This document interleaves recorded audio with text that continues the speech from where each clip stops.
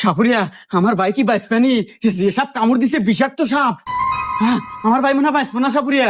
এই তুই কোনো টেনশন করিস না, আমি 42 বছর সাধন করা চিঙ্কু সাপুরিয়া, আমি 100 শুনে হাফ কেজি বিষ নামানা দেই। নন নন নন নন, মরে গেল মনে হয়, তাড়াতাড়ি আসেন।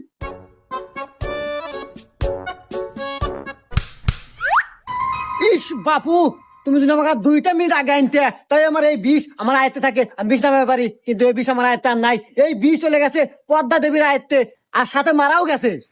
আচ্ছা সাপুরিয়া, আপনি জানি কত বছর সাধনা করিয়া আপনি সাপুরি হয়েছেন?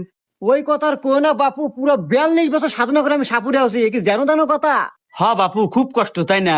আচ্ছা সাপুরিয়া সাপ, আপনি যে কইলেন ওই মারা গেছে, আরে বাপু ও তো সাপই কামড় দেয় নাই, ও তো ঘুমাচ্ছে। আর যাক সাপ কামড় দিছে এ তো ঘরের মতো। হুমুন্দি কয় গিরা না, এত পেশাল পারে ঘুমায়ও শান্তি নেই।